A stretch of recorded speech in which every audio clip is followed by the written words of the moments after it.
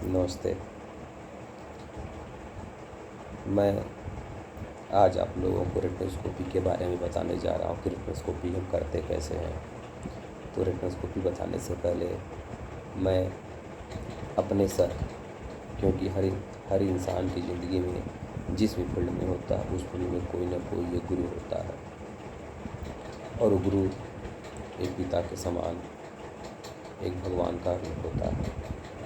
तो इस फील्ड में आने से पहले, इस फील्ड में मेरे पहले गुरु, मेरे पहले पिता के भगवान तुल्य एक डॉक्टर SP शुक्ला सर हैं, जो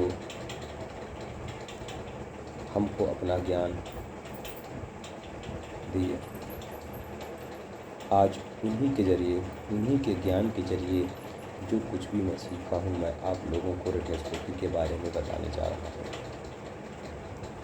रेटिनोस्कोपी के बारे में बताने से पहले मैं आप लोगों को बताऊंगा कि क्लिनिकल रिफ्रैक्शन होता है। क्लिनिकल रिफ्रैक्शन में हम एरर ऑफ रिफ्रैक्शन भी करते हैं। तो इसमें कई चीज़ें होती हैं जिसके बारे में मैं चर्चा करूंगा आप लोगों से कि क्लिनिकल रिफ्रैक्शन क्या होता है। क्योंकि ऑप्टम के फील्ड में क्लिनिकल रिफ्रैक्शन अगर किसी को नहीं पता होगा तो वो एक ऑप्टम नहीं माना जाएगा। दूसरा जो होता है कि रेटिनोस्कोपी लोग बोलते हैं, लेकिन रेटिनोस्कोपी बोला नहीं जाता, इसको रेटिनोस्कोप बोला जाता है। खैर, ये सब चीज़ मैं आपको बताता जाऊंगा स्टेप बाय। लेकिन मेरा जो टॉपिक है, मेरा मेन मोटो है कि आप लोगों को कैसे अच्छे से अच्छे में बता पाऊँ, क्योंकि मैं खुद एक टीचर नहीं हूँ। मैंने आपसे पहले भी कहा, मैं अपने गुरु के द्वारा जो भी ज्ञान अर्जित किया उस ज्ञान को मैं आप लोगों के सामने रखूँगा। तो हम पढ़ेंगे क्लिनिकल रिफ्रैक्शन के बारे में। क्लिनिकल रिफ्रैक्शन जो होता है दो तरह से होता है। पहला होता है रिफ्रैक्शन होता है, दूसरा होता है हाउ टू प्रिस्क्राइब ग्लास। यानी हम पहले जो है पेशेंट का रिफ्रैक्शन करेंगे कि उसमें एरर क्या है, इमेट्रोपिया है कि मायोपिया है कि हाइपरमेट्रोपिया है कि एस्टिग्मेटिज्म है। उसके बाद उस पेशेंट को हम ग्लास प्रिस्क्राइब करेंगे, हाउ टू प्रिस्क्राइब ग्लास। अब रिफ्रैक्शन में भी दो चीज़ें होती हैं, जिसमें ऑब्जेक्टिव होता है और सब्जेक्टिव होता है। ऑब्जेक्टिव रिफ्रैक्शन हमें ये बताता है कि हमें इस पॉइंट से इस पॉइंट के बीच में ये नंबर किसी भी पेशेंट के चश्मे का आएगा। लेकिन सब्जेक्टिव रिफ्रैक्शन हमें एक्यूरेट, एकदम सही बताता है। तो हम सब्जेक्टिव से पहले ऑब्जेक्टिव करते हैं, और ऑब्जेक्टिव के बाद किसी भी पेशेंट के अगर चश्मे का नंबर देंगे तो हम ज़रूर सब्जेक्टिव करेंगे। सब्जेक्टिव से जो नंबर आएगा वही उस पेशेंट का एक्चुअल नंबर होगा। तो हमने आपको बताया कि रिफ्रैक्शन में दो होता है, एक होता है ऑब्जेक्टिव, दूसरा होता है सब्जेक्टिव। ऑब्जेक्टिव में भी दो होते हैं, एक होता है AR, एक होता है AR। AR मतलब होता है ऑटो रिफ्रैक्टरी मीटर, दूसरा होता है रेटिनोस्कोप। रेटिनोस्कोप के बारे में मैं पहले पढ़ूंगा, उसके बाद दूसरा स्टेप में पढ़ूंगा AR के बारे में। फिर सब्जेक्टिव में एक ही होता है ट्रायल फ्रेम। ट्रायल फ्रेम में जो भी चीज़ें हम करते हैं उसके अकॉर्डिंग जो होती है, ट्रायल बॉक्स के अंदर जो लेंसेज होते हैं स्फेरिकल या सिलेंडर, उसके अकॉर्डिंग करते हैं। अब हम यहाँ चर्चा करते हैं क्लिनिकल रिफ्रैक्शन होता क्या है, व्हाट इज़ क्लिनिकल रिफ्रैक्शन। कह रहा कि it is procedure to determines and correcting the amount of refracting error is a called clinical refraction. जब किसी भी पेशेंट का हम रिफ्रैक्टिव एरर निकालते हैं तो उसी कंडीशन को कहते हैं क्लिनिकल रिफ्रैक्शन कहते हैं।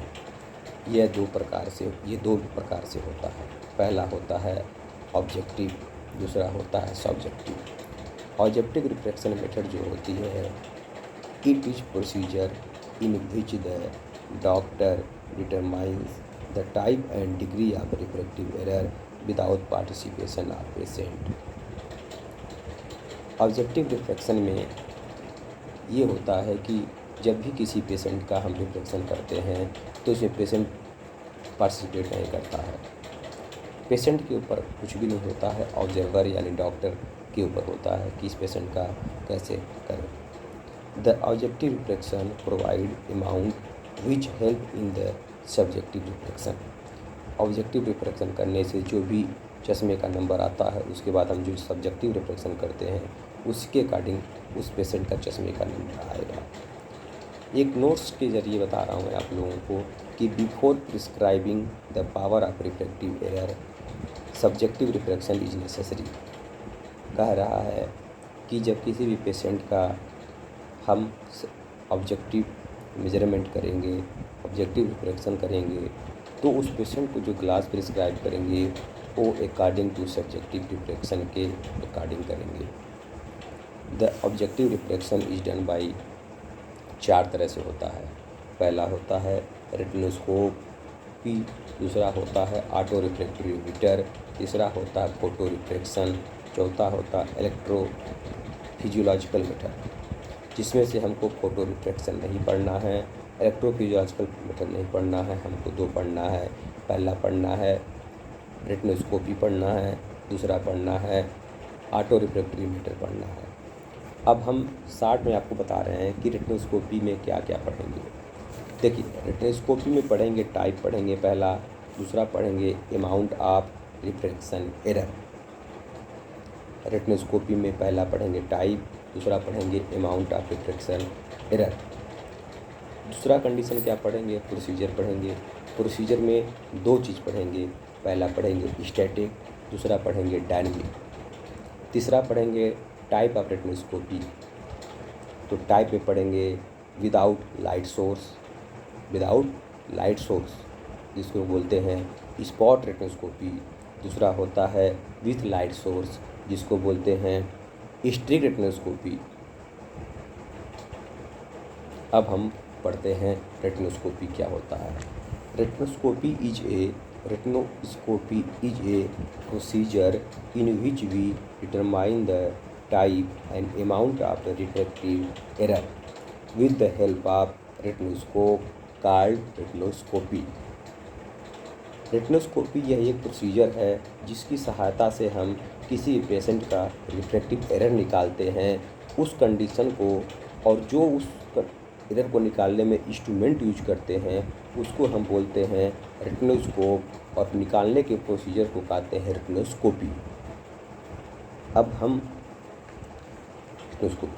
In this procedure, we find the objective finding of refractive error. It also known as retinoscopy को हम 4 नाम से जानते हैं। पहला बोलते हैं शैडो टेस्ट, दूसरा बोलते हैं स्काई कोपी, तीसरा बोलते हैं पिपिलियोस्कोपी, चौथा बोलते हैं कोरेस्कोपी। इन चारों नाम से हम जानते हैं। उसके बाद इसको स्लिटस्कोपी भी बोलते हैं, स्ट्रिकस्कोपी भी बोलते हैं, लेकिन मेन जो 4 नाम होते हैं यही हैं शैडोस्कोपी, स्काइयोस्कोपी, पिपिलियोस्कोपी, कोरेस्कोपी।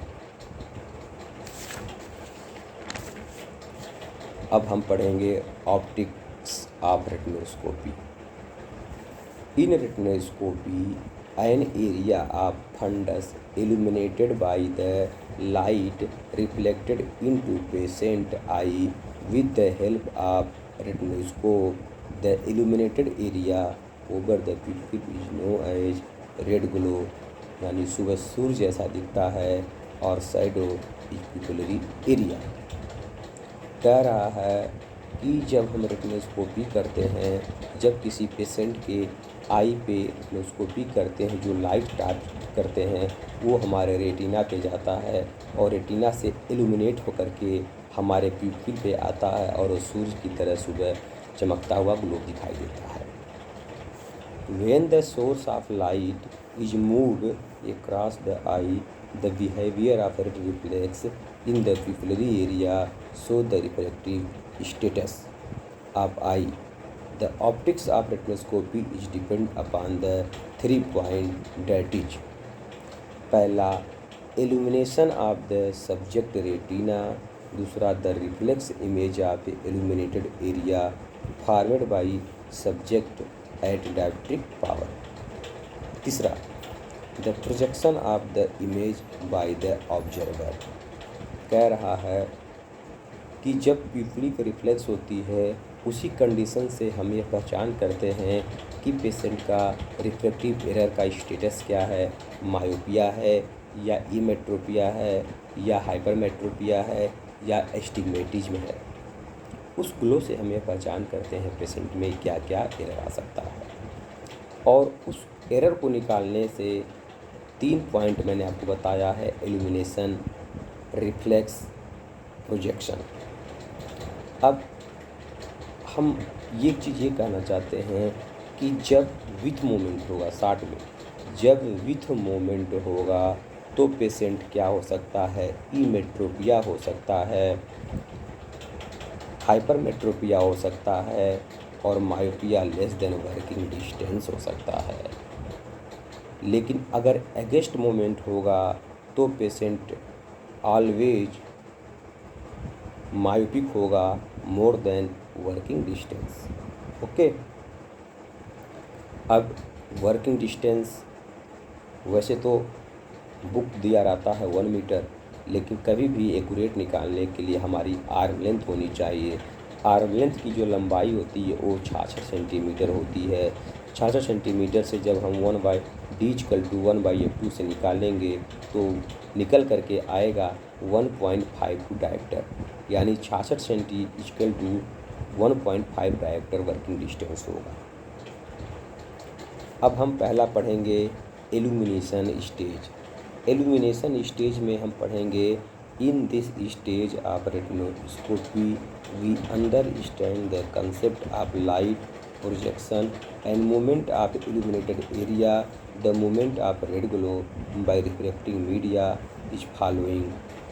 पहला, when we use plane mirror, जब हम प्लेन मिरर यूज करते हैं, यानी when we use plane mirror for retinoscopy it show against moment when the mirror is move upward the reflex is move downward. कह रहा है पहला कंडीशन में, इल्यूमिनेशन स्टेज के पहले कंडीशन में कह रहा है कि जब हम प्लेन मिरर से रेटिनोस्कोपी किसी पेशेंट का करते हैं तो हम अगेंस्ट मूवमेंट मतलब जाते हैं, तो कह रहा पहले कंडीशन में अगेंस्ट मूवमेंट जाते हैं तो हमारा ग्लोब जो होता है वो उसके अपोजिट जाएगा। अगर हम रेटिनोस्कोपी दाएं करेंगे तो ग्लो बाएं जाएगा, बाएं करेंगे तो ग्लो दाएं आएगा, अप करेंगे तो डाउन होगा, डाउन करेंगे तो अप होगा। पहला कंडीशन। दूसरा कंडीशन में कह रहा है इल्यूमिनेशन स्टेज में कि when we use plane mirror for retinoscopy and move the reflecting mirror upward and reflex move same direction called with movement. कह रहा है दूसरे कंडीशन में कह रहा कि जब हम रेटिनोस्कोपी प्लेन मिरर से करते हैं तो जो रिफ्लेक्टिव मिरर है जब उसको हम राइट ले जाते हैं तो रिफ्लेक्स भी राइट जाती है, और जब मिरर को हम लेफ्ट जाते हैं तो रिफ्लेक्स भी लेफ्ट जाती है, और जब मिरर को अप ले जाते हैं तो रिफ्लेक्स भी अप जाती है, और जब डाउन लाते हैं तो रिफ्लेक्स भी डाउन आती है। यानी साथ साथ रिफ्लेक्स और मिरर दोनों एक साथ चलते हैं। इस कंडीशन में जो कंडीशन पैदा होगी उसको बोलेंगे विथ मूवमेंट बोलेंगे। तीसरा कह रहा है कि व्हेन एक कॉनकेव मिरर, रेटिनोस्कोपी में 2 मिरर होते हैं, डाउनवर्ड में प्लेन मिरर, अप में कॉनकेव मिरर। कह रहा है दूसरे कंडीशन में कि when A concave mirror use for retinoscopy the movement of light source move with the movement of mirror, that is means when the mirror is move upward the glow is move upward. कह रहा है कि जब retinoscopy में हम concave mirror से करेंगे, नीचे से ऊपर से करेंगे, कॉनकेव मिरर से रेटिनोस्कोपी करेंगे तो पेशेंट हमेशा जो होगा मायोपिया होगा, यानी जिधर अपवर्ड मिरर को ले जाएंगे तो अपवर्ड भी रिफ्लेक्स भी जाएगा, डाउनवर्ड मिरर को लाएंगे तो डाउनवर्ड रिफ्लेक्स भी होगा, लेफ्ट जाएंगे तो लेफ्ट जाएगा, राइट जाएंगे तो राइट जाएगा। फिर कह रहा नोट्स में कि in concave mirror retinoscopy always present myopic. जब भी किसी पेशेंट का हम कॉनकेव मिरर रेट्रोस्कोपी करेंगे तो वो पेशेंट ऑलवेज मायोपिया होगा। इसलिए किसी भी पेशेंट का हम कॉनकेव से नहीं करेंगे, नॉर्मल पेशेंट या मोस्ट ऑफ द पेशेंट का हम प्लेन मिरर से करते हैं। अब इन एगेस्ट मोमेंट मैंने पहले बताया था, फिर मैं बता रहा हूँ, in against moment always patient is myopic. In against moment always patient is myopic. In with moment patient is emmetropia, patient is hypermetropia, patient is less than working distance. अब हम दूसरा पढ़ेंगे रिफ्लेक्स स्टेज। क्या? Reflex stage. Reflex stage के बारे में हम आपसे कल चर्चा करेंगे और आज के लिए बस इतना ही। धन्यवाद।